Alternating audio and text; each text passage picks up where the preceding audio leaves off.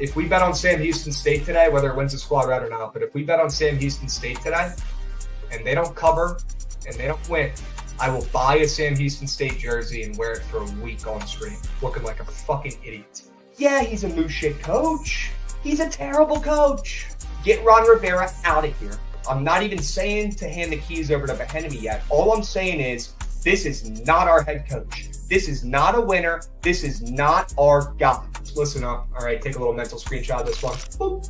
Give me the Ravens laying 3. Come on, it's got to be Baltimore must play here. They're winning this game big. It's going to be an under game. They're going to be running the shit out of the ball, and they're going to win this game by 5+, maybe 10+. I mean, if you have to listen to Jameis Winston for advice on the sidelines during a game, that's probably when you got to hang him up and maybe go with a different game plan here, Javon, because if he's seeing something that Derek Carr and the coach aren't, that's an issue to me.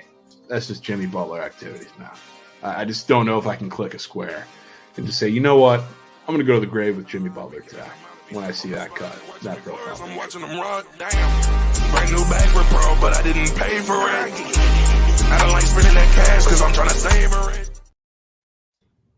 What's going on, chat? Happy BTL Wednesday, episode 357 piece. As always, hold the fry, joined by your two hosts, Krabs and Javon, presented by Pickett Sports. If you guys aren't using Pickett Sports to track your bets, grow up, figure it out. Could not be easier. Could not be a better UI UX on that platform. For free to download on the Apple Store and Google Play, chat.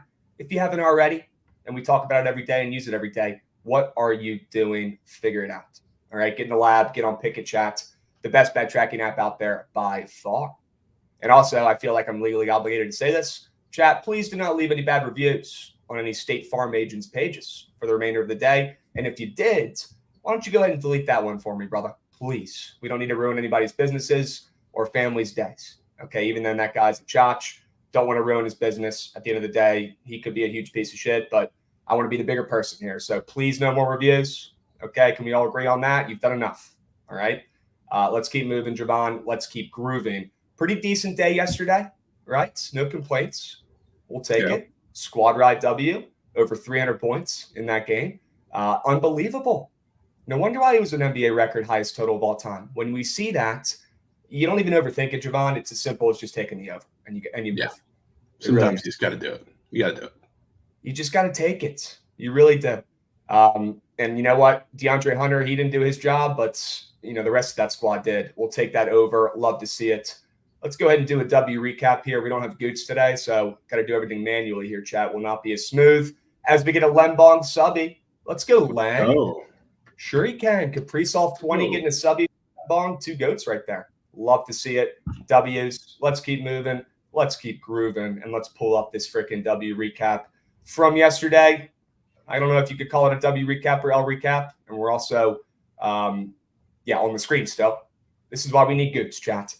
Javon, do we even want to talk about Cal State Northridge? Yeah, it's just one I can eat. Get the Dolphins their first D1 win, man. I mean, it was going to be one of the two. They win by 30 or they lose outright. So the Dolphins strike again, huh? I'm okay going to the grave with that one. But yeah, shit bet. But honestly, chat, do not sleep. Okay, on the Dolphins. I didn't just randomly pull that team out of my ass and gas them up and say they're going to be decent this season. They have some shooters on that squad. They haven't put it together yet this season. Just so happens that they do the one time that Javon fades. Could not make it up. I guess we're both not really Lemoyne guys at this point. 0-1, betting or fading that team. Unbelievable. We'll take a squad ride W. Can't really see it because our beautiful faces are covering it up, but W squad ride on the NBA over 252 record total. And it absolutely soared, Javon. My buddy, who's an NBA guy, said that over hit in the first quarter. You could just tell. Points. Great wager. And an exciting game. That was awesome. I'm not even an NBA guy, but even I can admit that was pretty fun to watch. It was like a fucking all-star game during the regular season. Oh, sick. It was cool. Great call in Maryland. Great call in the Terps. They dominated. They looked good. That program could be back under Kevin Willard. They're going to get better and better every single season, Javon. Not saying they're going to make any crazy moves this season, but they're going to keep getting better every year. And they've got some veterans who are going to be returning next season too. Don't sleep on the Terps next season. They're already starting to get more consistent under Kevin Willard. The App State UNCW under, not going to talk about that. That was fucking piss from yesterday. You guys remember me bitching about that on stream. I went back to the well one more time and said, how about instead of bitching, I put my money where my mouth is and get those coins back. I'm on the under in App State and Murray State right now, Javon. It's 26-26 with 3 minutes left in the first. We need no App State legacies in the second half when they turn into the 2015 Warriors like they did yesterday. And if we get that, we should be okay. All right, let's hold. Not too many points so far yet. Gonzaga was free. Shout out Graham Ike, a.k.a. fake Joel Embiid. He fucking balled last night. I don't know if he's going to play like that today. We'll talk about that, I'm sure. And then it was never the Salukis against JMU. Sure, they got hooked. Sure, they showed immense amounts of heart and crawled back into that game when they were down 20 early and everybody was saying the game was over. They showed heart. Didn't show enough heart, though. Didn't cover. Shit wager. It was always JMU. Cannot be fading the Dukes, Javon. They're just too good. They're too good. The market hasn't accounted for it yet. Their team's just fucking loaded. They're great. Yeah, unreal. They are great. All right. We'll pivot. We'll move back here. Transition there. Chat, we've got some best bets below that we really like for today. And we're going to go over a bunch of college basketball action. So many games today, tournaments, day games, night games, the whole 9 yards. We're going to talk about all the meaningful games and ones we have bets in. We're going to do the Thanksgiving NFL plays preview for tomorrow, Javon, today, because there probably won't be a BTL on Turkey Day tomorrow, but want to make sure we cover those 3 football games tomorrow, and it's my Manders playing, so we have to talk about that. We'll go over some NBA and NHL towards the end of the show, chat, and then, of course, the BTL squad ride. Let's keep cashing that, the most important thing that we do on this show. All right, chat. Why don't we go ahead and talk about this Prize Picks entry that I thought we were about to smack yesterday, Javon? We were so freaking close. Let me screen piss right now. We were so close. Oh, absolute piss. This is what I'm looking at right now. If you guys can see it, let's see. Let me get this puppy moving and grooving. All right. Yeah, this 3-piece. 3 guys are right here. Graham Ike, sure, that was a great play. Javon, he looked unbelievable. Sword, Freedom. You said he scored 5 points in the last couple minutes to cake us? Yeah, he had nothing the entire game, and had just picked up his 4th foul, and then he hit a 3 and then got a layup on back-to-back possessions with 2 minutes left. So, that was absolute piss, which L switched from me, from the other shooting guard that you liked initially, because he had they did the same thing until the last couple minutes. He ended with 5 points. Yeah, and you know what? That's on me for not putting my foot down and being smart and saying, you know what? Xavier Johnson's going to be covering that bull, and let's just state him. The point guards, that's on me. We move. That's okay. Chats, I want to craft up a 3-piece on here today, whether it's 18 B team, whether it's just a 3-guyser from all the college basketball options we've got today, whether it's, involving some NFL squares for tomorrow. Whatever we have to do to see a 3-piece go through the net, I want to get done today. That's at the top of the priority list with the squad rides. We're going to be crafting up some Prize Picks today, Chad. So get ready to fucking hit some. But first, let's talk a little bit about Marquette and some wagons, Javon. It's Wagon Wednesday. All right. I know last week we did this segment for the first time, and I picked Duquesne, and they lost outright on that day. So let's hope I don't jinx Marquette here. But I was so impressed last night with this team, Javon. And look, you are first team on Marquette Slurp, as you should be, after watching that team last night, Javon. And look, we were texting chats pretty much for the entire first half of that game. And I was saying, just give me +5 for Kansas, please. Just give me the +5. I'm going to take it. Bill Self isn't losing this game by 10+. And Javon kept telling me, no, not so fast, in his Lee Corso voice. This team literally cannot shoot, and they have only 2 good players. Well, Javon, after watching that game, I've come to the conclusion that Kansas cannot shoot, and they only have 2 good players. You are 100% correct. They've got some figuring out they need to do. And Marquette defensively was tenacious. I mean, you see Marcus Smart right here on the fucking screen. Might as well be playing defense himself. I don't think I've seen a coach want it more than Shaka Smart right now, straight up. Have you seen a guy bring more energy to his team, to his sidelines right now than Shaka Smart? I mean, Javon, the guy is literally in athletic position, getting ready to fucking D up if need be. He's ready to go in the game. Give the guy some fucking Jordans. It's unbelievable. I love this team. They have an unbelievable point guard in Tyler Kolek. They play great defense. They run an awesome offensive scheme. They're consistent. They do everything. They can shoot the 3 little bits. They've got role players. They've got a decent big guy. This Marquette team continues to win. They continue to cover, and they continue to prove odds makers and the public wrong, although the public is starting to get trendy and get on the Marquette train. The odds makers need to catch up.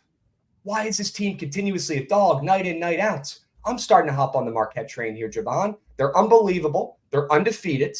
They're good at every single thing they do.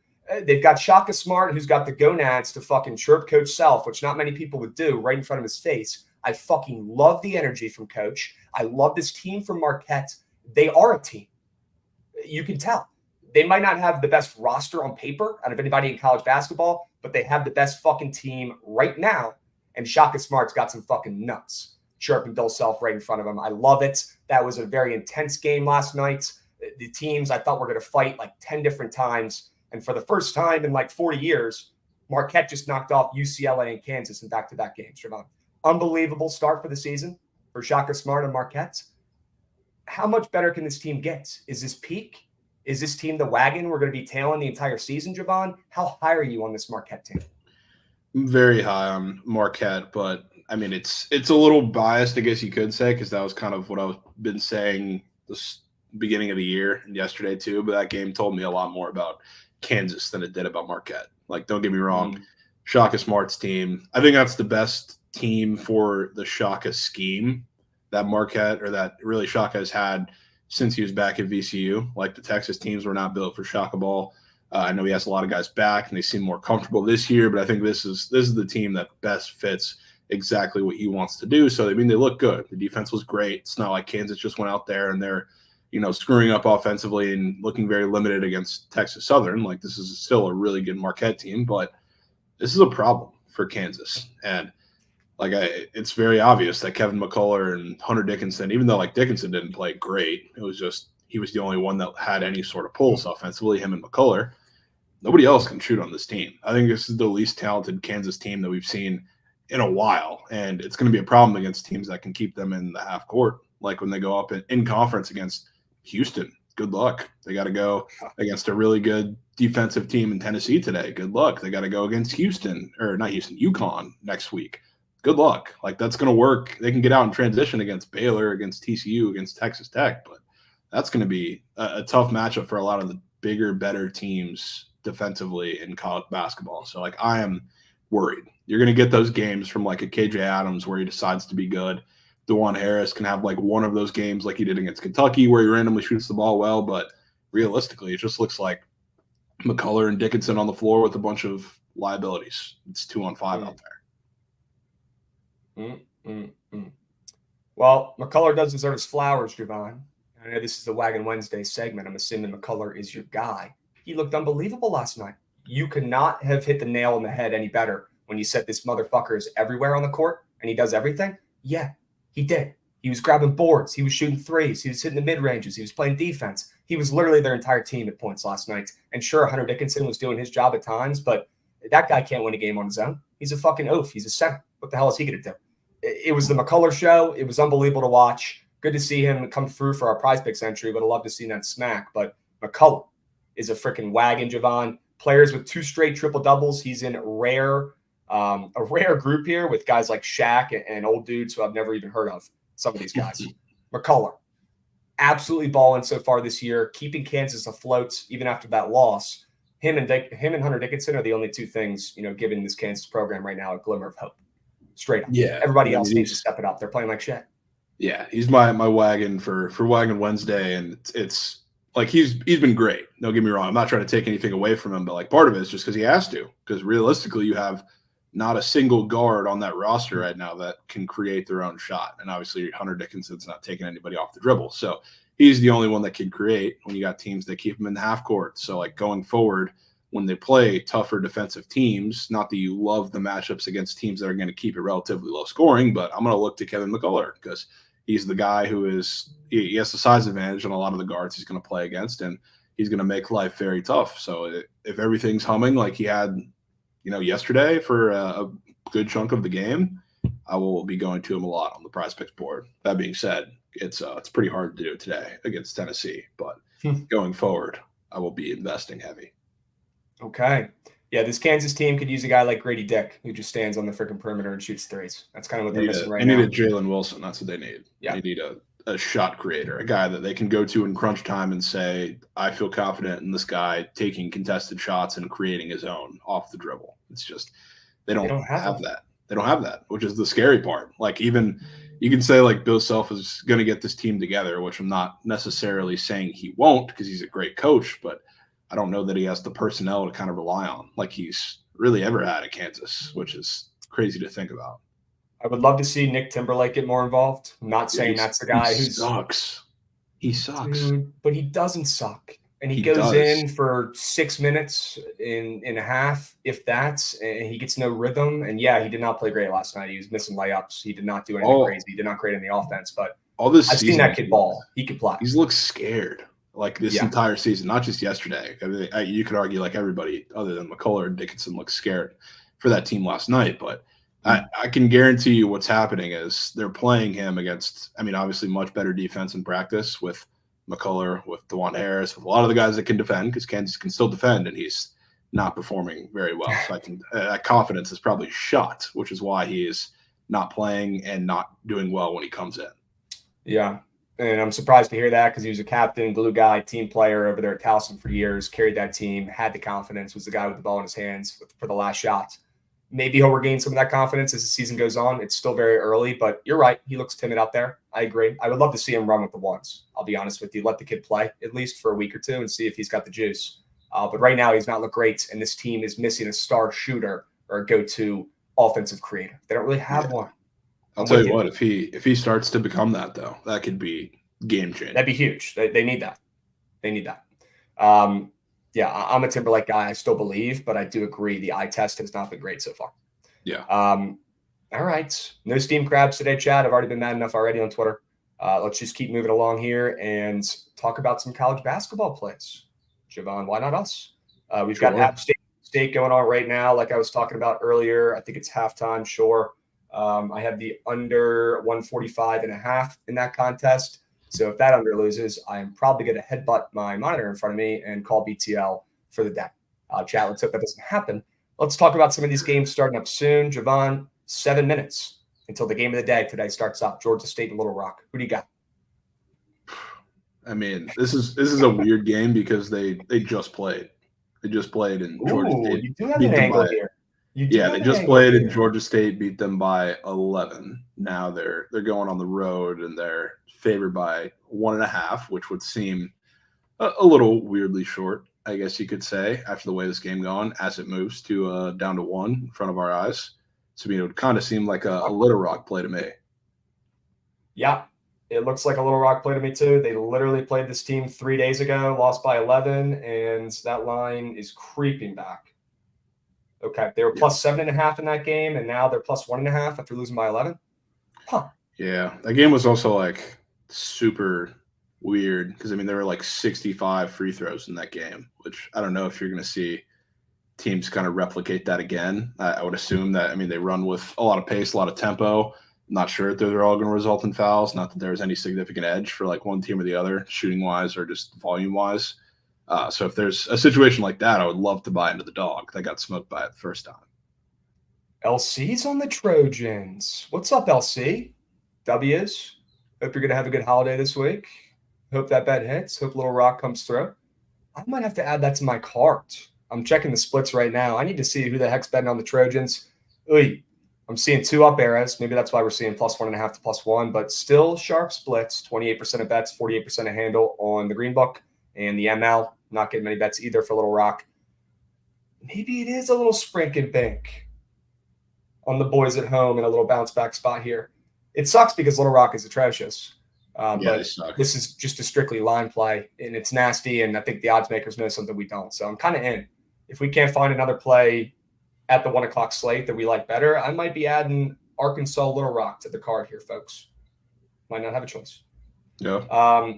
All right. What other games do we have to talk about coming up soon? Southern Utah and Texas State. Javon, I believe you had an under in a Texas State game yesterday, and it was the freest bet of all time, correct? Yep. Yes, it was. Sure. Love to see it. Any angle on Texas State, Southern Utah today? Not really. I guess I would kind of lean the same way with not liking a lot of points in this game. It's just tough because this is like such a drastic like mismatch between tempo styles because Southern Utah wants to get the ball out in transition every single chance they get. Like this is the reason when they play faster paced teams, they're in the 80s and 90s pretty consistently. And if you slow the ball down on them, they're going to get very, very uncomfortable, kind of like McNeese did yesterday. But McNeese, I think, is a little bit better and able to handle it a little more, which is why they won that game. I don't know if Southern Utah is going to be able to handle it, which is why we see Texas State hanging a -2 in this game. This total is probably, I would say, one of the lowest you're going to see out of any Southern Utah game this year by a pretty decent margin just because of how they play. So I know Texas State loves to play that brand of basketball. As total still feels pretty indicative of what's going to happen here, even after yesterday. Also, I hate hampering on Little Rock here, Javon, but they are plus 2.5 on the Blue Book. Everywhere else, they're plus 1.5, plus 1. That's a little weird. What is the Blue Book now? Maybe they're slow. I hate when they're the only one because typically that means they know something. Yeah, I thought that yesterday when everybody else, right before tip, they were going down to 4 for Marquette, and they had 5. So Huh. maybe not every time. Yeah, they moved from +1.5 to +2.5 12 minutes ago. So it wasn't like they were slow. They moved there, which is weird. That's interesting.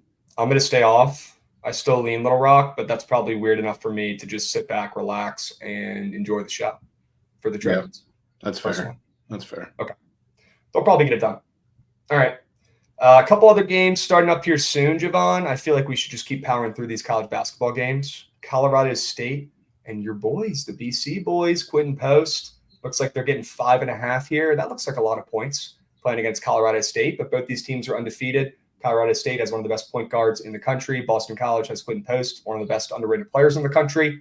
Who's going to win this game? And most importantly, Javon, who's covering this puppy with a 5.5 point spread? Definitely don't like Boston College in this game. I mean, it does feel like a lot of points for a team who, I mean, I'm not really, as much as I love BC, they're not very good. Quinton Post is very good, but he is their entire team. And while I guess this matchup is pretty Quinton Post favorable, which I'll be taking him on prospects in that game, spoiler. Really, other than that, I don't love everything, especially with the amount of open looks that BC has been giving from 3. That's really all Colorado State does. So while I don't think they're going to be perfect at that, like I don't think there's going to be too many points in this game, I would like to go with the under. It's going to be ugly, and that 5.5 for a game like this seems pretty interesting. Maybe I don't want to go with the under with what the hell just happened to the board. Huh. Do you see that? What the? 2.5. When's the last time you've seen a -125 ever?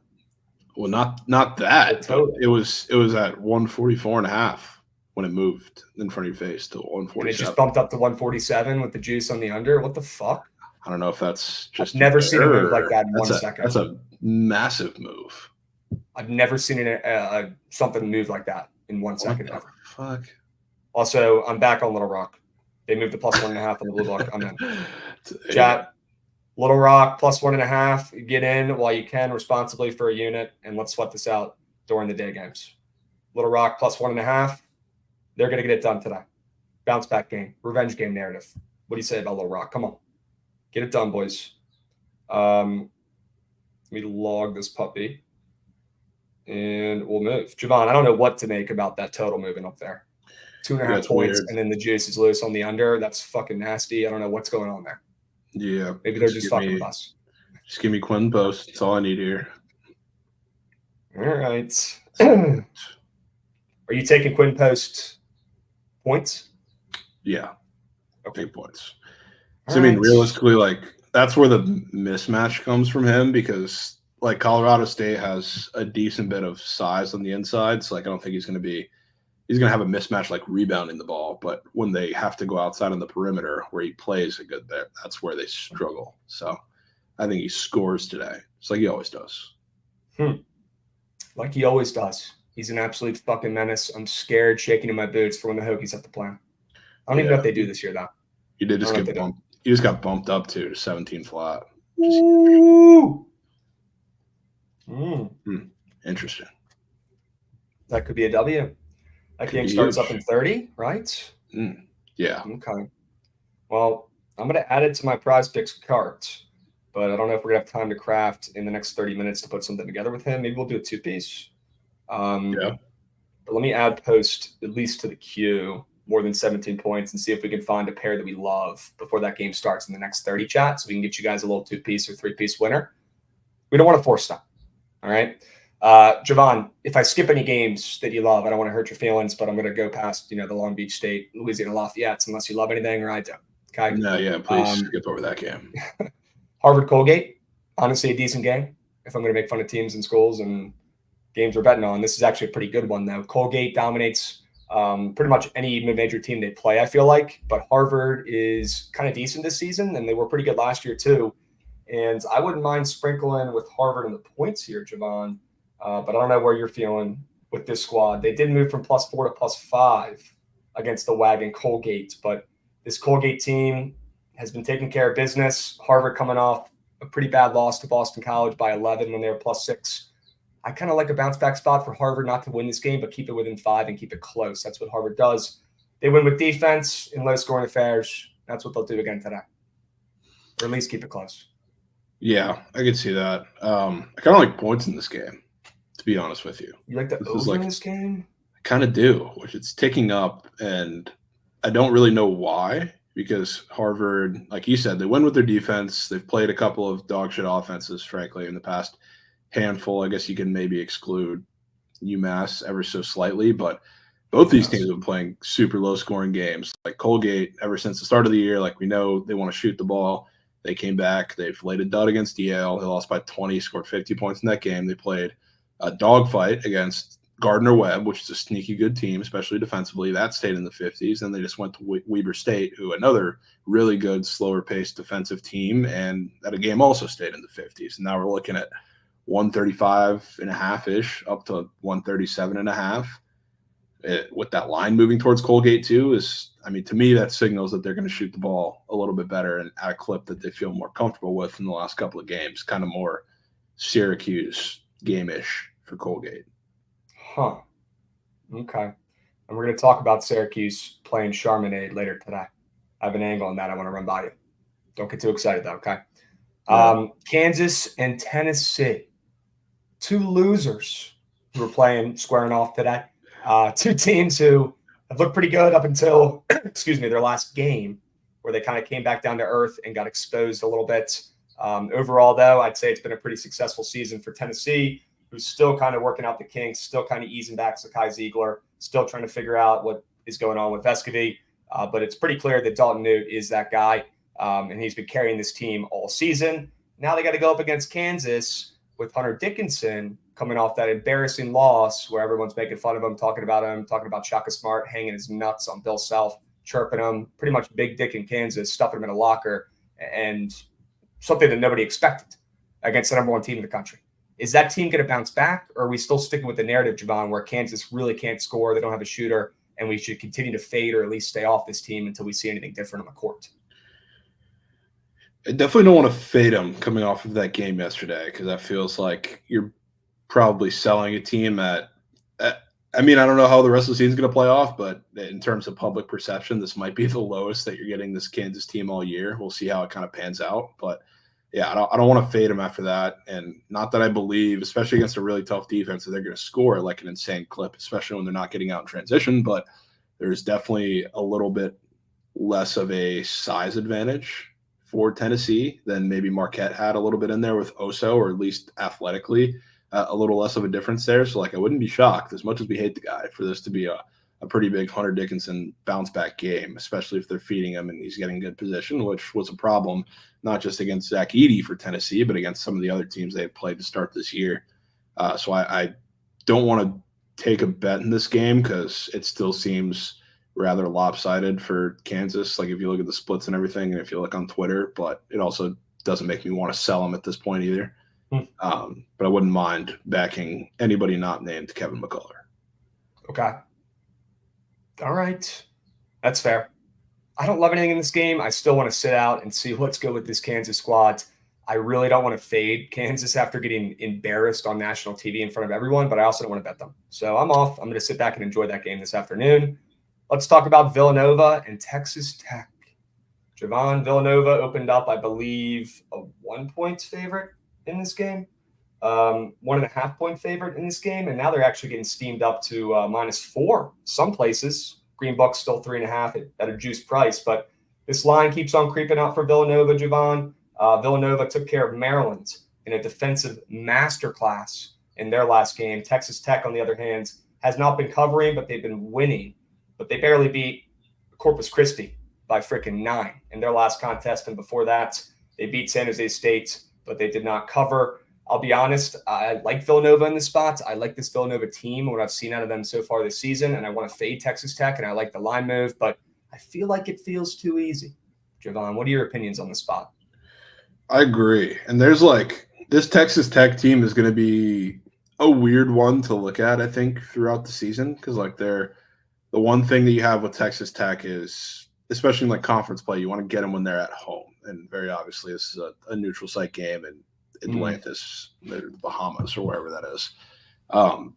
But the thing that you have is they shoot much better when they're at home, or at least that would be what you think, and that's what it was the last couple of years. But they've shot like shit to start the year, and they've been at home, I believe, every single game against shitty opponents. Like against San Jose State, they put up 56 points, shooting 3 of 16 from 3, and it's really just Pop Isaacs and then whoever else wants to make a shot. Not many. It's like Hunter Dickinson and Kevin McCullough times 2 for that team right now. So their offense, you would think, would be better at home. It's not seeming like it's great to start the year. Maybe a change of scenery was what they need, but you also have the defense, which year in, year out has not been nearly as good when they're away from Lubbock and away from their home arena. So I wouldn't be surprised here if we see some points, which is kind of an ugly one to back after Villanova just made Maryland look like a high school offense, and Texas Tech is out here shooting sub 20% from 3 on the year. So that's kind of what I lean in this one. I don't want to fade Texas Tech because, like you did say, it seems too easy with how pitiful they've looked against inferior competition. But I wouldn't be surprised if we get points. These are 2 teams that have been shooting terribly from 3, and I wouldn't be surprised if this is where they snap out of it. Yeah, well, Tyler Burton's been doing his job, getting better every game. Yeah. I'm hoping they play him some more minutes today. He had a pretty good game against Maryland in his last contest, went 2 for 3 from deep. So if anybody's shooting well, I guess it's him. I love me some Tyler Burton. This kid gets it. He plays and could do everything on the courts. And I'm honestly pretty stoked that he's on Villanova this season and not, rotting away on the Spiders and that team. Tyler Burton's the guy I want to back. I like Villanova in the spot. I just don't know if I'm going to get to the counter. And also apparently Parlay Safari's on Texas Tech, which scares me a little bit because he does know ball. Yeah, that scares me a little bit. I think they're going to be live today. I think it's going to be a great game. Okay. All right. Let's keep moving. Most importantly, let's keep grooving. Oh, would you look at that? Sam Houston State's on the board. Dude. Grambling. Against Grambling. Lay it with Sam Houston. They get it done today. Ole Miss and Temple. Any opinions there? I'm sure you have a couple on Creighton and Sister Jean. Yeah, not really anything with Ole Miss. I can't really figure out that team early in the season. Okay. You like Creighton today to roll and absolutely obliterate Sister Jean?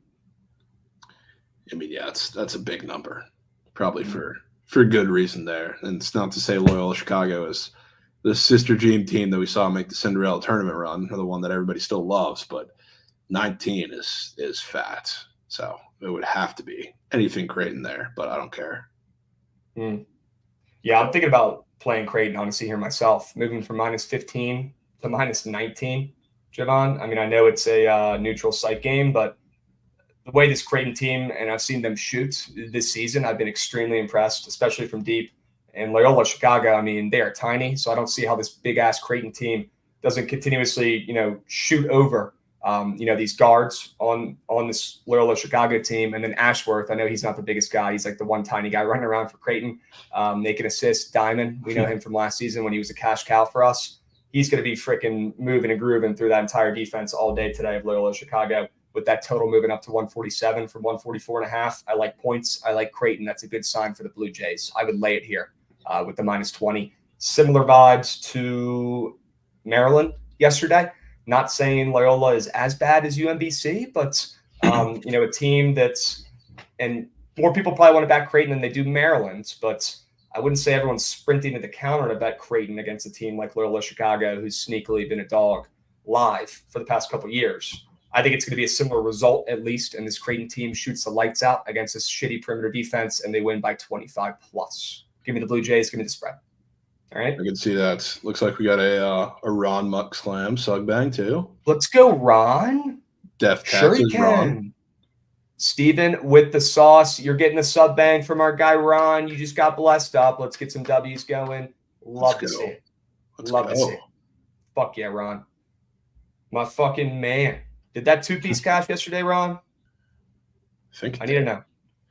Oh, look who plays today. That's not us. I was talking about McNeese. Yeah, the Goats. Yeah. The Goats. Okay. Playing in this little bullshit tournament thing where now they get to play Louisiana Tech on the road in their place, even though it should be a neutral site game like they played yesterday.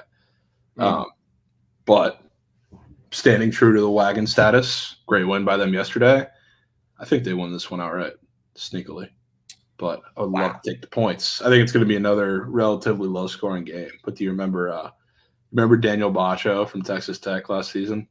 Yes. how horrendous he was? Yes. He's at Louisiana Tech, and Dude. he's playing up against them, which there is a size advantage there. But the problem is when you have guys like Christian Shoemate and a lot of guys that are innately a lot more athletic than Daniel Bacho. That's why he struggled so much at Texas Tech, dealing with bigs that could just go by him or put him on the perimeter. So like that's where I think they're going to struggle today. And McNeese is going to be able to score, and they don't need necessarily another 37 piece from a lot of their guards like they've gotten, I think, twice this season from DJ Richardson and Shahada Wells. It's like I like that +6 on the road. Yeah, I know this McNeese team is pretty tiny. Javon, are you getting a little bit worried here against Louisiana Tech in that matchup with the size? I feel like that's the only thing that's keeping me off this. But at the end of the day, McNeese, well coached by that piece of shit from LSU who's getting this team and getting this program off the ground. And their guards have been scoring, right? This team can shoot. They've got 3 6-footers, though, start, which scares me a little bit. And then they've got 6, 7 guys in the paint, 2 of them. Like, it's a little sketch. It's a little sketch. It is. The thing that's I mean I like about McNeese is they run a lot of like very, very high pick and roll, which is like kind of exactly what you want. It's smart because that's like what Will Wade is doing to eliminate the size advantage for a couple of these teams. They haven't played like many giant teams, yes, and I guess Bacho is the biggest guy they're going to face or have faced this season, but he's also not very mobile. So if they literally set pick and roll the second they cross half court with some of these guards. So if you're making Bacho getting that sort of action, it's going to be very, very different. It also is like Louisiana Tech, other than Bacho, they're not huge. Because like in their starting lineup, you're getting from the 3 guards, I mean 6'1", 6'2", 6'4", and then their 4 guys are 6'6" and 6'6". So it's like you're not seeing too much size across the board, which is good. So if they get Bacho mixed up a little bit, he ain't gonna be able to keep up. All right. Yeah, bamboozle him a little bit. Run him out in the freaking perimeter, confuse that guy. All right, throw him off. We got OCs playing, coming in with a subby. Need a heater tonight. Yes, sir. So do I. That makes 2 of us. Let's go ahead and find some more bets, some winners on this beautiful Wednesday slate. Why not go to the Mountaineers of Mount St. Mary's in beautiful Emmitsburg, Maryland, against American? Not that long of a trip, although this could be neutral site. I haven't even looked. And you guys know I'm fucking around. I don't want to actually take the Mountaineers here. To be honest with you, American's probably the play. The Mountain has taken a step back this season. It hurts my heart to see. Besides Dakota Leflue, they got nobody. Jalen Benjamin's rotting away on the bench out there in Santa Clara doing his job. Would love to see him back there on the Mount, though. Spread opened up at 2. The Mount always gets a little bit of line respect, and American, for some reason, gets 0 line respect. It's probably because they were one of the most minutiae college basketball programs in the last 10 or 15 years, but in the last 2 years, they've actually picked it up a little bit under their new coach. So maybe they just have not started to get the respect from the odds makers. Maybe they're not focused on schools like American, which wouldn't surprise me. But that line is probably where it should be now, up to 4.5. I do think that opener was shorts. But if anything, I'd probably lay with American and those shooters they have on that team. I think it's neutral site, though. They're not going to be home. Is that neutral site? Tell me, you're supposed to be the Mount guy, man. You're supposed to be tapped. You're supposed to have the Mount calendar synced to the one on your phone. Well, it doesn't give me a freaking location for this game. And I know my Mountaineers are going to lose today, so I didn't really dig too much into it, to be honest with you. They're at American. Okay. Yeah, lay with American. The Mount, unfortunately, and they are a second half of the season team, by the way. They got to make a lot of coaching adjustments. The Mount's not the play today, folks. Stay off as much as you want to take them. I know you do. Let's talk about a real game that people would want to wager coins on as we get a little odd shift here and Purdue moves up to -112 on the spread on the Green Book. Javon, Marquette, Purdue. I think I saw this at 3.5, pretty much consensus about an hour ago, and now we're seeing mainly 3s across the board.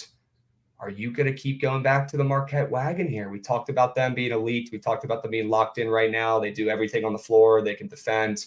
They run great offensive sets. They have great point guards. They've got a big man. They've got elite wings as well who can shoot. Are we going to be going back to the Marquette wagon today? Or is Zach Edey about to teach these boys a lesson? I don't want to take a bet in this game. This game is scary for a couple of reasons. I definitely would lean Marquette, but here's my problem with a couple games and a couple consecutive days here for Marquette, because this is exactly what they're going to have to do. Anybody has a size mismatch against Zach Edey, they're not exempt from it. So what are they going to do with a team that creates a lot of pressure on defense? They're going to pick up Purdue and there's guards from 90 feet, which that's going to shorten the possessions for Purdue a little bit, which makes it tougher for them to get into like Zach Edey sets where they feed him the paint. But it just screams to me in the back of my head a fizzle out nearly at the end when you're finally at the championship stage of this tournament, kind of similar to what we saw yesterday at the end of the game from Tennessee. That's my main concern there. Again, they did get aided by a little bit of foul trouble. I hope we don't see 75 free throws in this game against Marquette too. There's definitely going to be a chance because they have a lot of pressure and they're going to put Zach Edey in tough positions. But it's a scary one to back in this game. But I would have to say I lean Marquette, but I don't want to do it. Okay, lean Marquette. Do not want to do it. I kind of lean this under. I feel like Marquette used a fuck ton of energy last night, and that was almost like their Super Bowl, it felt like. Yeah. And Shaka Smart kind of made that pretty clear with his actions and his words, which I don't mind at all. W chirps if you're going to go out there and get a win. I feel like they kind of used all their energy last night. We see this happen a lot in these tournaments where a squad will look elite, and then, like you said, Javon, you'll get to the finish line, and they have no juice left in the tank, right? They're only human. They're only kids, and it's early on in the season. They haven't built their stamina up yet, and they got to go up against Purdue and Zach Edey, who is one of the toughest guys to guard, if not the toughest guy to guard in the nation. That's going to take a lot of energy. And at this point, where you've played a couple games, a couple days in a row, that's going to be tough to defend a big-ass dude like that who's 7'6". So Marquette's already going to have their hands full defending him. They don't really have like a 7-footer in the paint. They've got a couple decently sized big bodies, but already not a great matchup there. And you got to defend Zach Edey when you've played it back-to-back nowadays. Good fucking luck. I don't know how both teams are going to score in this matchup. They're all out of gas. We saw Fletcher Lawyer, right, step up last night for Purdue. He absolutely carried this offense, Javon. Is he going to do that again? He's the most inconsistent guard in the conference. I'm willing to bet he won't, okay? Give me the under in this game, and I can't get to the window with Marquette because I'm worried about Zach Edey taking over. Yeah, that's a fair concern. Partially mine, too. Sketch. Yeah. Another game I just want to bet so bad, but it's just in our best interest to sit back, relax, and learn about these teams instead of forcing it. Yeah, especially, again, if the referee situation is like it was yesterday where Zach Edey, you breathe on him too hard, it's a foul. If Oso gets in foul trouble, they're fucked. It's over. There's absolutely no coming back from them. So if that happens, I do not want coins on Marquette. Yep. I am with you, my man. I am with you. All right, we got another sub-bang eye solitude. Let's fucking go, dude. 7 months. What a beast. Any Huge. pairs for Quentin Post? W reminder in chat. Oh, W reminder for 10 minutes. Yeah, any of the games we've gone over already where there might be a guy you want to target or a total you like going over? I know we've went over a couple decent games. I've gone over a couple. See if we can get one in this early slate of games. Probably our smartest bet there. Keep it here. Where do we like points? Yeah, I'm scrolling through the board right now in these early games, trying to find games I like points in. I don't think they have any Harvard and Colgate squares up, do they? No, they definitely do not. Well, that's dumb. They should. Yeah, we might have to keep moving. I don't know if we've gotten any games. Maybe. Well, Creighton. You could take a Creighton guy. I was that kind of worries me because of the blowout. But if we're talking Marquette, so I know we don't think there's going to be a ton of points in this game, but especially with what's going to be going on in the paint defensively per Purdue, I wish they had strictly assist up. But Tyler Kolek is going to have to do ridiculous things. I would not mind taking Kolek. You wouldn't mind going with Kolek today? I wouldn't mind going with Kolek. I don't know. Let's see. Let me pull him up. Let's see what's going on here, folks. Let me see if I can share this tab instead. I think I can. Sure. All right. Zoom. Yeah, there we go. Yeah, we got Kolek right here, 11.5. I mean, not really like he was carrying that team offensively the last 2 games. Looking at Purdue's guards, they don't play a lick of defense, so it's honestly a pretty decent look. The one thing that worries me, Javon, is that these teams are fucking gassed. Like, do we really want to be taking any mores in these games? But if we're going to take any in this Marquette game, it would probably be Kolek here in the spot after 2 mid games. I'm with you. Yeah, I mean that would be what I would take. Probably not as points. I mean, I would like if they had strictly as assists, but I would probably say that fantasy score is interesting. Which, I mean, if we think it's going to be a decent bit sloppy, at least a good defensive sets from both of those teams, but I kind of agree. And you know that Marquette's going to have to be putting some kind of pressure on those guards to keep the ball out of Edey's hands in the half court. I would assume there's got to be some blocks, not blocks from Kolek, but just in general blocks and steals from a lot of these defenders. A lot of turnovers from Purdue's guards. You want to put his fantasy score in there for now and see if you can find anything else? Yeah, we can put that in and table it. I guess that's not really that early, too, so we don't have to go to that. Yeah. We do have to find a pair for Postman, though. We do. We want to get involved in the early slates.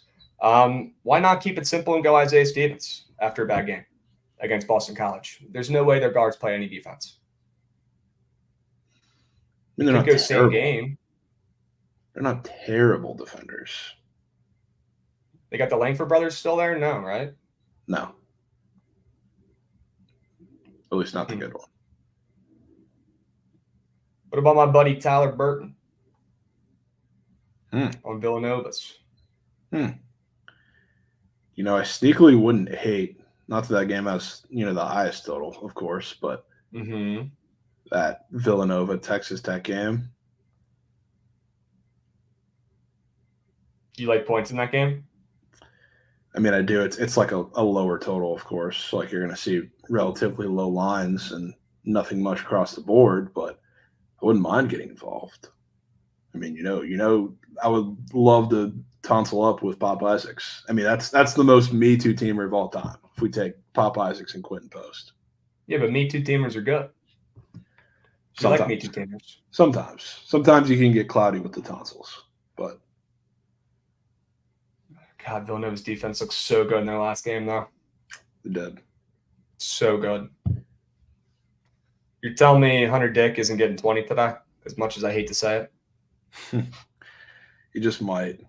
I mean, I feel a similar way about the game yesterday that I do today, except I think it's going to have to be even less of McCullough, which honestly I wouldn't hate fading him unless he really had any other option. Because the difference is, like yesterday, he had a size advantage where he could go in the paint and do everything he wanted to. Today, he doesn't.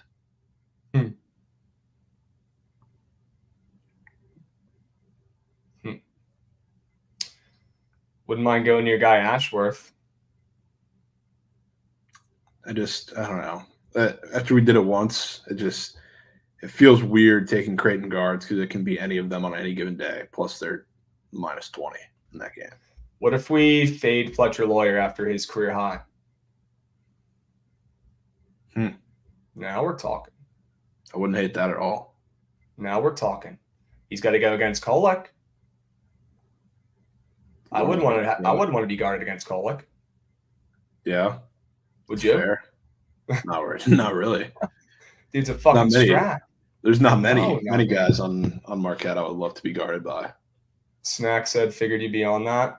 It could be Fletcher Lawyer. This also could be considered a spike fade because you guys know how I feel about his brother, Foster Lawyer, who probably cost me $2,000 in his last college basketball season at least. It could be just keep it simple, fade the most inconsistent guard in this conference, and after his career high against a good perimeter defense in Marquette, it could be that simple. Could be. I'm good with that. I'm in on that. Yeah, I have no problems. Okay. So right now, I mean, do we want to keep Kolek in here or are we taking him out? No, we can take him out. We'll save that for later. Do a little two-piece with Quinn Post more than 17 points and Fletcher Lawyer less than 10.5 points. Yeah, I'm in for that. I'm good with that too. I like that two-geyser. Let's see that one go through the hoop, huh? Chat. Yeah. Little two-piece to see one go through the hoop here, okay? Quinn Post, more than 17 points. All right, that's Javon's guy. He's about to put up a 20-burg. He's been absolutely balling this season. And then we're fading Fletcher Lawyer against a very good Marquette defense, a team that looks like they've been they've been clamps all season. They look locked in, dialed, focused. And he's got to go against fucking Tyler Kolak. I mean, good luck, man. GG's. GG's. Yeah. Real ones, no crabs, homies, Foster Lawyer, Budman. Budman, I always appreciate you tagging yourself in those comments too, just to make sure I know it's from you. Appreciate that. And yeah, you guys know my history with the Lawyers. I'm always down to fades. My guy Fletch. Okay. Two-piece. Hold the fry. All right. Let me go ahead and pull up these lines again. I need to lock this in. Javon, thoughts on Michigan and Memphis while I lock in this two-geyser? It's a tough game because, I mean, I guess you could argue that Michigan, it would be a somewhat of a buy low spot for them. It's not like Memphis has really had the opportunity to like impress anymore. But this just seems like a track meet. This line's kind of bouncing back and forth between the 1.5. Guess I would have to lean Michigan. I think defensively they probably match up a little better than Memphis, and they're going to make DeAndre Williams guard, which is crazy. Or not DeAndre Williams, the other four there, slipping his name. DeAndre Williams. I don't know how he was in college for so long, but he is, and that was crazy. They're going to make David Jones come out on the perimeter, which that David kind of Jones eliminates. coming out. Yeah, it kind of eliminates the size advantage for them there. So we'll see how they do that, but probably have to lean Michigan. Penny first game back too. Yeah. Yeah, I like Michigan. I do. I like the points. I like Michigan. I don't know if I'm going to get to the counter with this play because I like 700 more plays. Yeah. We're going to talk about it here soon and finally get to them. But that's probably the look here for me is just plug your nose, take Michigan. I feel like I've seen a lot of Memphis talk today. Michigan, honestly, silently for the first time in a while, and nobody's gassing them up and talking about them too much than they deserve. It's kind of nice. And actually, they're kind of overperforming a little bit, in my opinion, so far early on this season. So I'm with you on that, Javon. Any Tarleton State action today from you? Nah, I kind of like Bakersfield in that game, but don't really want to take it. And now I know why the ODU game won't come up on here. It's because I'm in Virginia right now, and I can't pull up Virginia State schools on the books. I want to talk about ODU and Princeton. You do? And I want your thoughts on it because I know you're a Princeton slurper. I like ODU. I consider myself a Monarch slurper. I believe in this team. I believe in this coach. I believe in this program that continues to get better over the last 4 or 5 years. ODU, another small Virginia school that's probably going to be better than VT at some point soon. But right now, I mean, they've got Chance Jenkins, who transferred over from Wichita State, I think 2 years ago. Javon, this kid has been fucking unbelievable for this ODU team. He's averaging almost 20 points a game so far this year. And that's not even what this team needs to win or be successful. This team wins with their athleticism and their defense. That's what they do. They're very athletic. They're fast. They D up. They trap. They full court press. They're fucking annoying. That's what they do. Pretty good counter for Princeton and that team, who is kind of similar, I guess I could say, besides a couple of Princeton's elite shooting, small, tiny guards, who I think ODU is going to absolutely clamp on the perimeter with their very athletic, front court there. I'm taking the points here with ODU.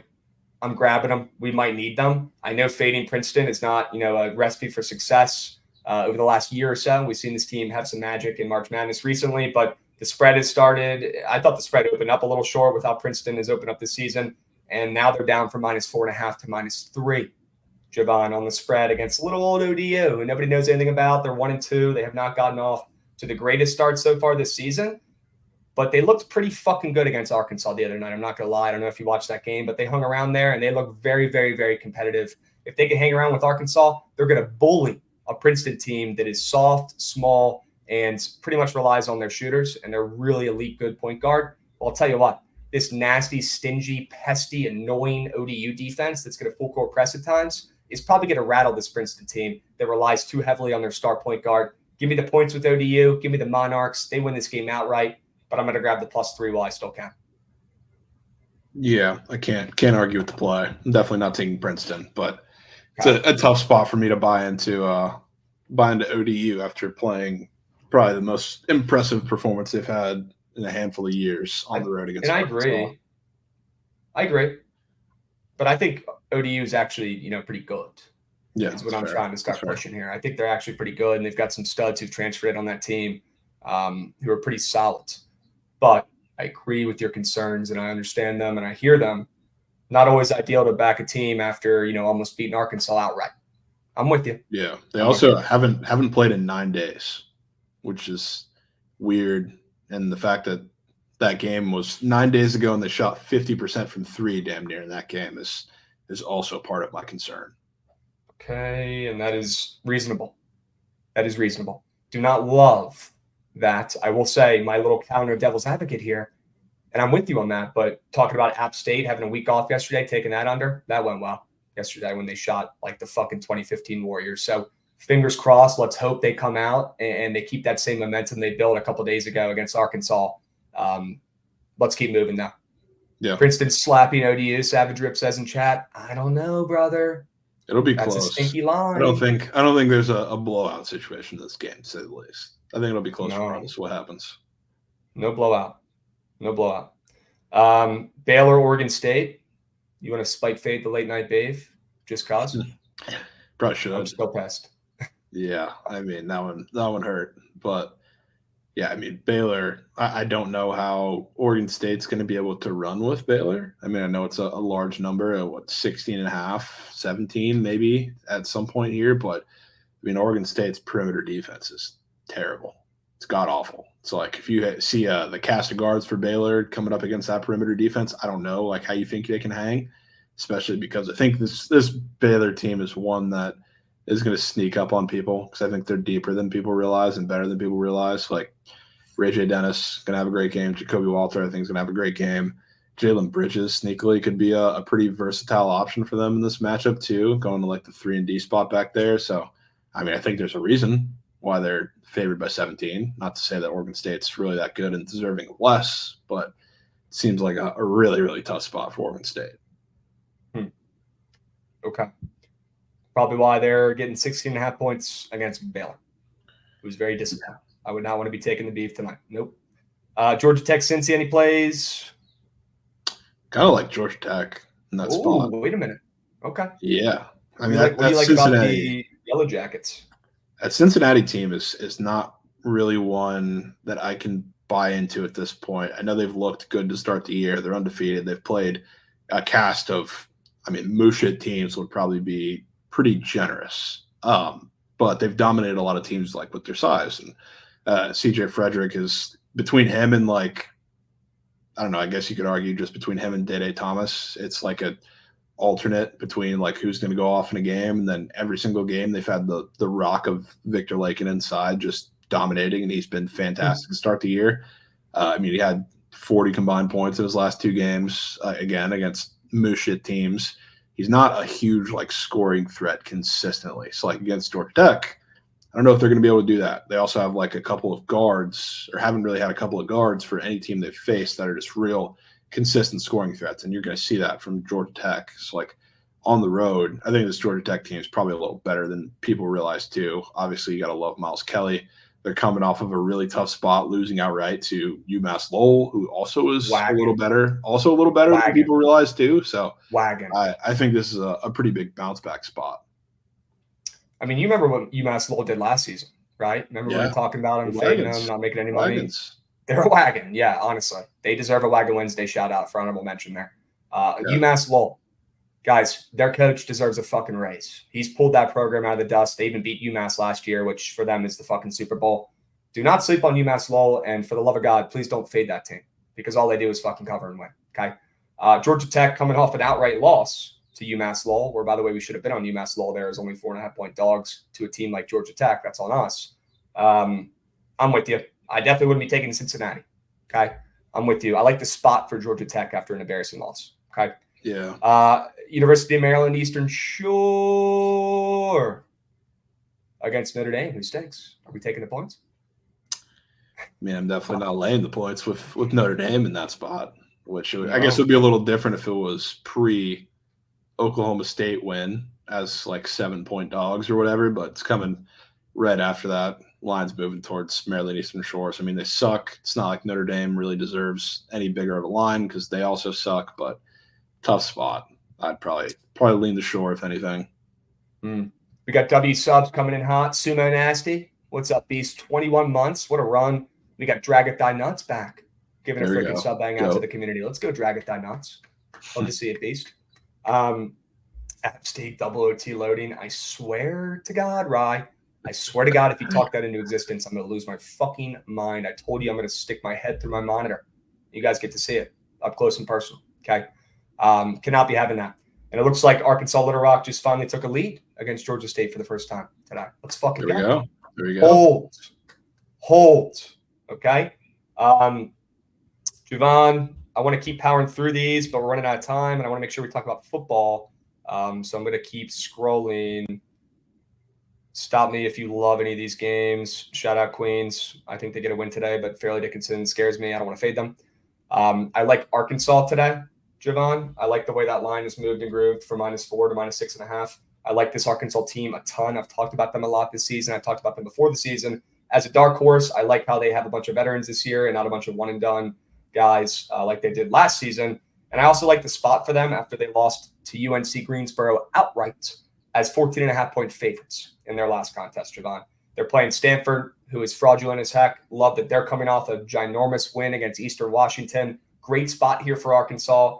Love that they're moving to -6. They win this game by 15+. Must-bust rolls today.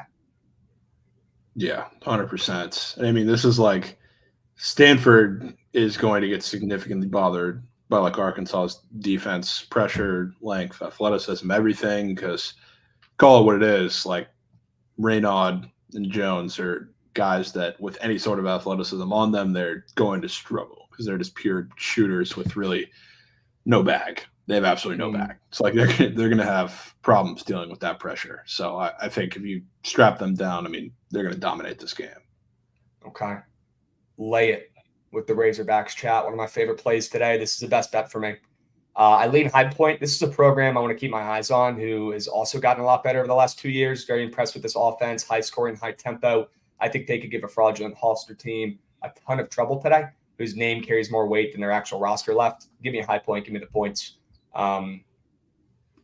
Keep powering through here. Javon, I like South Dakota State. I think they flipped from a dog to a favorite here, but it would be strictly a line play. I don't love anything about the matchups here with the Jackrabbits against Southern Miss, and Southern Miss has also been atrocious. So might not get to the counter with this one, but I lean South Dakota State and the Jackrabbits with that line flip.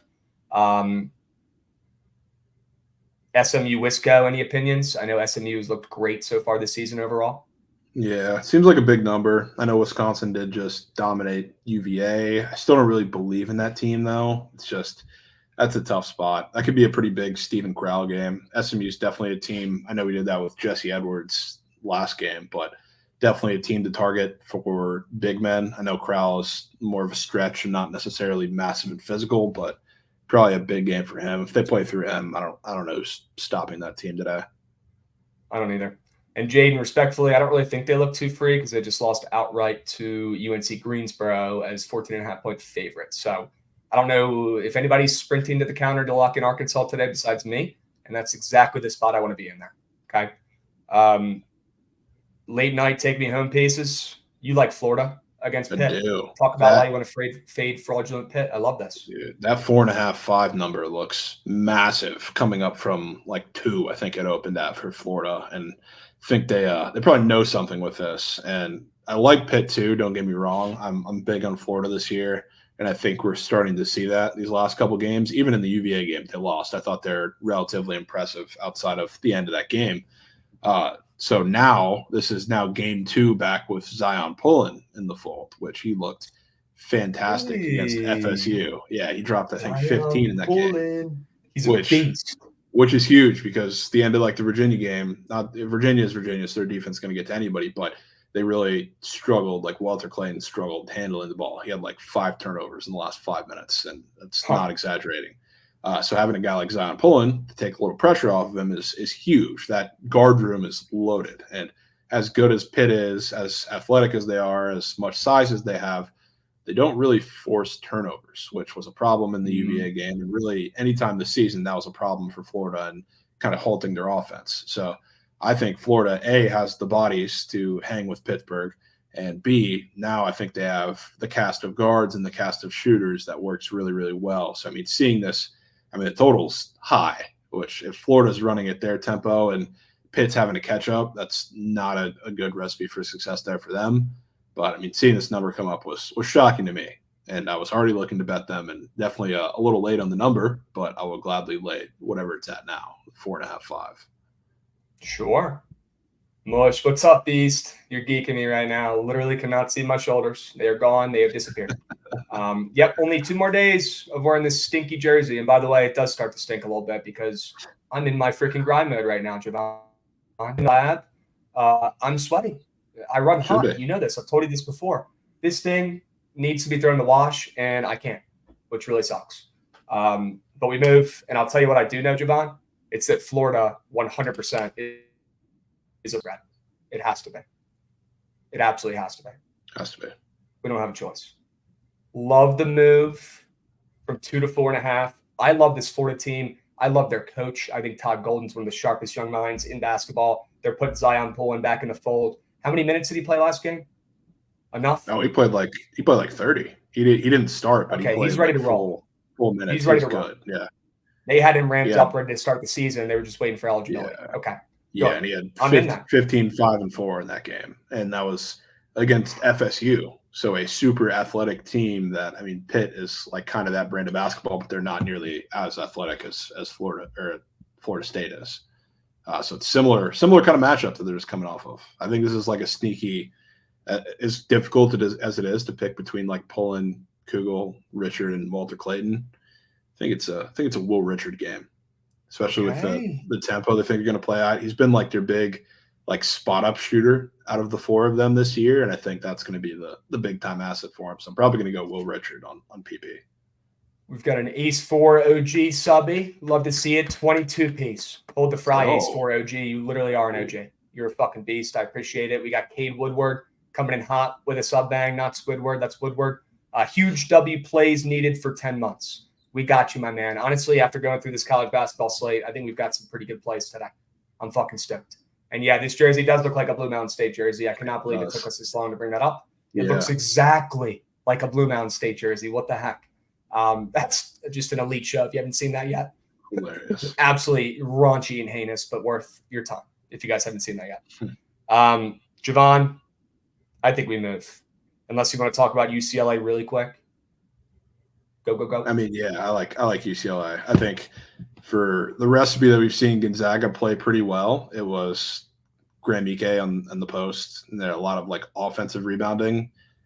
You're not going to do that against UCLA, frankly. Like they're too good defensively, too sound defensively, and much bigger than like a Syracuse team. And just overall, their team is built to stop exactly what Gonzaga has done to score to this point in the season in every single matchup. So I think UCLA defensively hangs in there, and Adam Bona, another strong defensive performance from him against Ike and everybody in that paint.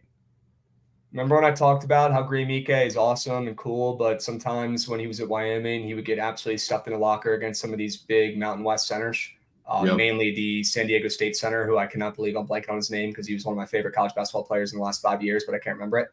Begins Mensah. Nathan Mensah, yeah. Mensah. Big-ass dudes, right? He's going to give similar vibes to how fucking Bona is about to match up against Ike today. He's going to take his lunch money. He's going to take him out of this game offensively, and that's going to really be the dagger here for Gonzaga. I'm so with you. Today's the day we sell on Gonzaga after they had a great game, great performance for the first time all season in their last contest. Let's keep going with the well-coached, well-run UCLA, well-oiled machine Bruins. Okay, they're going to cover this game. Bona's going to strap up in the paint. They probably are going to win this game outright, honestly. But I'll take the 4.5 with a defense like this at UCLA. Yeah, you might need gladly. I need them. All right, bro. Let's do some NFL talk for the Thanksgiving games. You go with that? Yeah. We can just start. I feel like there's a pretty clear outlook of these games because they're all massive favorites that, in theory, I guess not many think have a chance. So the real question is which dog is it, or which dogs? So, is Geno Smith playing? I believe so. Chat? What it seems like. Is Geno about to play? Because that line getting up to 7 doesn't make me think he's going to play. If he does play and that's the line, it might be an absolute fucking blowout just by looking at this. Looks like Geno is playing. Okay. I mean, look, I'm not a believer in the Seattle team. I think they're fraudulent. I think they should be more like a 4-6 team than a 6-4 team, and I think they've gotten a little lucky. And yes, I know they're still missing Kenneth Walker, but let's not act like Charbonnet didn't pick up the slack and then some in that last game, and they're going to be just fine running the ball. It doesn't matter, guys. It's a running back, plug and play. Literally doesn't fucking matter unless it's one of the elite guys. I don't know. What dog is it going to be? All That's three of the real these question. dogs on paper look like they have no fucking chance, which means that if you take all three of these dogs on the spread, you're probably going to go 2-1 and go about your day, eat your turkey, and take a fucking nap as a winner on Thanksgiving. That's my humble opinion. That's kind of where I'm at with these games. You know how I feel about the Manders. You know that I think that they're going to cover this game. You know that you think I'm probably fucking crazy for saying that out loud and thinking and believing it, but No, I don't think I so. mean, Sam Howell bounce back spot here against this defense that's a little bit overrated, a defense that we know very well. If Ron Rivera can do one thing right, it's keep games close against the Cowboys. He might not be able to do it against the freaking Giants who own us, but against the Eagles and against the Cowboys, Ron Rivera and the Manders do keep it close, and it's not like Coach McCarthy has that much of an edge down there in his fat ass in Dallas. So I think the Cowboys win this game by 7-10. I think the Commanders will make this game weird early, and I think we'll be holding on for dear life, and you'll see Dak Prescott and mainly Tony Pollard run away with this one late. But I do think the Commanders keep this one within the number. There's just too much hate, too much recency bias from how they played over the last 3 games to not realize that they know how to execute against this defense. They know how to play the Cowboys. They play very well down there in Dallas. They've even won games outright down there in Dallas in years past with guys like Colt McCoy at quarterback. When they go to Dallas, they play well. When they go to Philly, they play well. They're probably going to do that again today and keep this one within 10 points. I will be on the Manders. And Javon, I love you to back me on this so chat doesn't think this is the most biased stream of all time. Let me direct you to the Prize Picks board because there are Sure. a couple things, I guess, for more than one game, but go straight to the interceptions, which is what interests me probably the most for at least these first 2 games because I'm very interested of what we see here. Okay. Give me 3 seconds here. Yeah, 1, take your time. Take your time. 2, 3. Bang. Give me dead. Yeah. So first of all, yeah, Just cut the shit and go right to it. we can start with that one. Do you know how many interceptions the Commanders have had in the past handful of weeks? Let me take a guess here. 0, because we fucking blow deck. The last one that they have had in the past 5 weeks, they've had 1, and it was Mac Jones. That's the only one they've had in the past 5 weeks. And Dak is quite obviously, I mean, I think he's playing the best football of his season right now. And yes, it was against the Panthers, it was against the Giants, call it what you want. But honestly, his best game out of all of those might have come in the loss against the Eagles. I thought he was fantastic in that game. So seeing this square up is piquing my interest for one. If you want to go to the one right before that too, I mean, I didn't think taking Jared Goff under an interception would ever be considered like somewhat sharp or look like a trap on the board. But after last week, I mean, give me a break that squares up. Literally give me a break. Give me a break. And I know literally give me a fucking break. The Packers, who, I mean, defensively, they're not a bad pass defense. They actually have been pretty solid, which is why we've seen a couple teams stumble against them. Like, I mean, the Chargers last week, yes, was aided by drops, but they held them relatively in check. A lot of the offenses, they've done just the same. So to see that, which I believe he also had multiple against them in that Thursday night game, if I'm not mistaken. I'm going back to double check that. He had 1 in that game, and it was very early in the game. So to see this up after last week, give me a break. It's just going to be another Jared Goff masterclass there. We have to start a give me a break segment. It's literally give me a break with those 2 squares. That's ridiculous. How about your buddy? Brock I Purdy. think that game gets weird. I don't know if I want to touch that. I still I wanted to lean the Niners covering because I just think they are getting into that form right now, which they're playing just ridiculously well. But it's a tough one. I don't think it's going to be easy for them in that game. Which, side note, Brock Purdy should be the MVP right now. That's a whole different conversation, but he is playing ridiculous. That one might take some time. Yeah, you take out those 2 games where he played like absolute rat meat, and he's probably been the best player in the NFL this season. I agree. Yeah, which realistically, I mean, Jalen Hurts has had 5 times the stretch of bad play. How he's the favorite, I really don't know. We're just betting on teams to win MVP at this point. But, yeah, Brock Purdy is playing incredibly well right now. And he is going up on the road, which that 7 seems a little odd because the Seahawks have been ridiculous. I don't think they've lost at home this season. It's not to say they're not a little banged up right now, but I think that game at the very least gets weird. Maybe we don't see the Niners offense look incredibly smooth, especially considering that their run defense, I know it's gotten a little worse throughout the last, couple stretches of weeks, but they're still a really good run defense. So like McCaffrey, not going to say he's going to have trouble, but he might not be running through Swiss cheese like he's been the last couple of weeks. And you're going to make Brock Purdy get into some obvious passing situations where maybe the pick comes. I don't want to bet on it, though. Okay. We've got Little Rock up by 10. We've got 8 minutes left to craft a squad ride. We found ourselves talking about the Commanders too much. And by we, I mean me. So now we got a crunch time here, and we got to talk about all 3 of these games in 2 minutes, and then we got to do the squad ride. Do it. I like the Packers to keep this one within a touchdown because it's disgusting, and I want to fade Jared Goff, but I do like that less than interception square for the Lions. So I'm with you on that, but I do want to take the points here with the Pack. I like the Manders with the points, and I like that over. People forget that totals come up like 4 points in this game. I think Sam Howell lights it up. Yeah. Sam Howell lights it up a little bit through the air, and Dallas is going to reciprocate as well, mainly in the second half. I think this game will be tied at halftime, is my prediction. I see that. This game will be tied at half.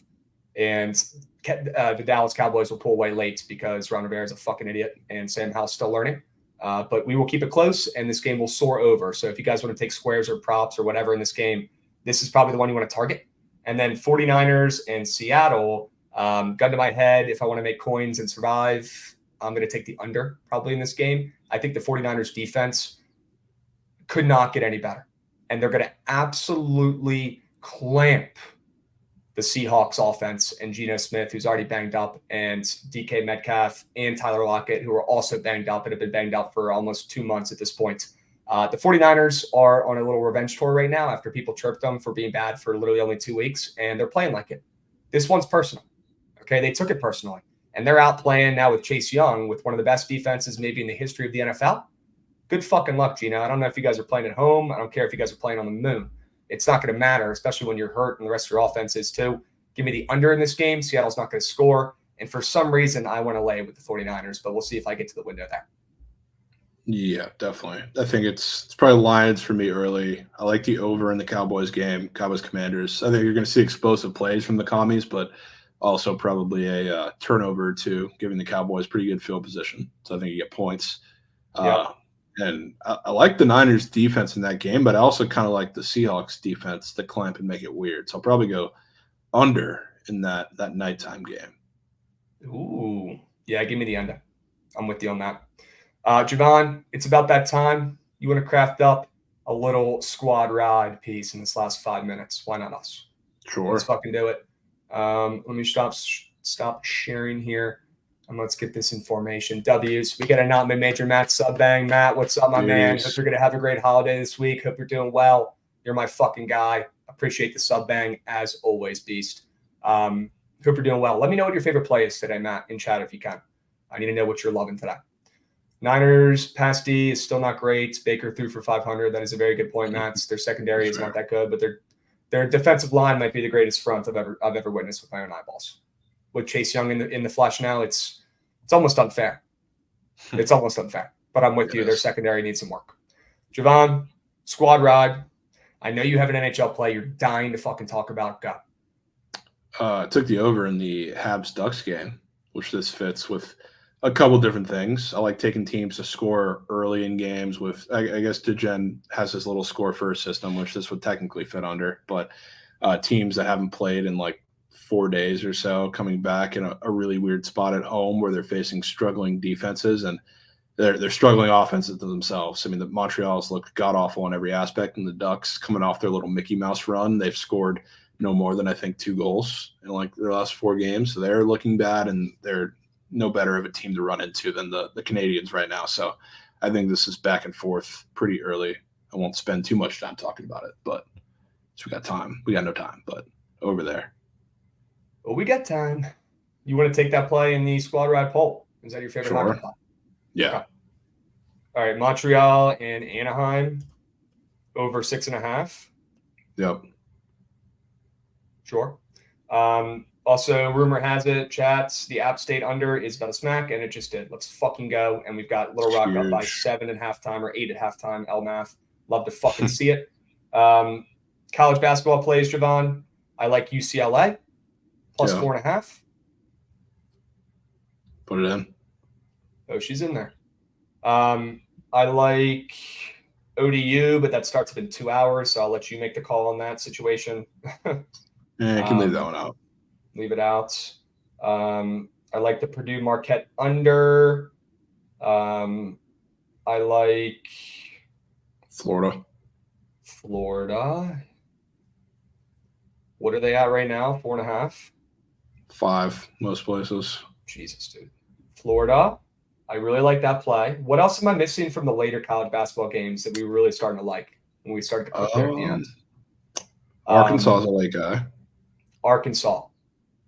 You good with Arkansas? Yep. -6. Okay. So right now we've got that hockey over. We've got UCLA. We've got Florida. We've got Arkansas. Any other plays you want to put in there? In the late slate, we didn't have much in the Anywhere. late slate. What about Georgia Tech? Yeah, GT plus 10. Yeah. I'm good with that. I like that nasty play. Chats, you've got 2 minutes to vote.